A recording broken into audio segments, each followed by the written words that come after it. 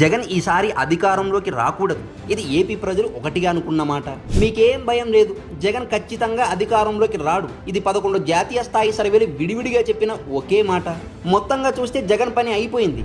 ఎందుకంటే మీ బిడ్డ ఇన్నిసార్లు బటన్ నొక్కాడు అని జగన్ చెప్తుంటే, ఈ చేత్తో 10 రూపాయలు ఇచ్చి ఆ చేత్తో 100 లాక్కుంటున్న జగన్ మోసం ప్రజలకు అర్థమైంది. 90% హామీలు అమలు చేశాను అంటూ జగన్ చెప్తుంటే, అమలు కాని మద్య నిషేధం, పూర్తి కాని పోలవరం, రాజధాని లేకుండా మిగిలిపోయిన రాష్ట్రం, విడుదల కాని జాబ్ క్యాలెండర్, ఇవన్నీ కళ్ళ ముందు మెదిలి జగన్ అబద్ధాల బతుకు నీచంగా అనిపిస్తోంది. చంద్రబాబు పేరు చెబితే ఒక్క పథకమైనా గుర్తొస్తుందా అని జగన్ అడుగుతుంటే, అన్నా క్యాంటీన్ ఒకటి చాలదా అని జగన్ చొక్కా పట్టుకొని నిలదీయాలి అనిపిస్తోంది. ఇన్ని అబద్ధాల నడుమ రాయిదెబ్బ నాటకం ఆడిన జగన్ను చూస్తే ప్రజలకు అసహ్యం వేస్తోంది. అందుకే జనం జగన్ వద్దు అనుకుంటున్నారు. అదే మాటలను సర్వే సంస్థలు చెబుతున్నాయి. ఈసారి ఏపీలో అటు అసెంబ్లీ ఎన్నికల్లోనూ ఇటు పార్లమెంట్ ఎన్నికల్లోనూ టీడీపీ, జనసేన, బీజేపీ కూటమిదే గెలుపు అని. ప్రజలారా, నో డౌట్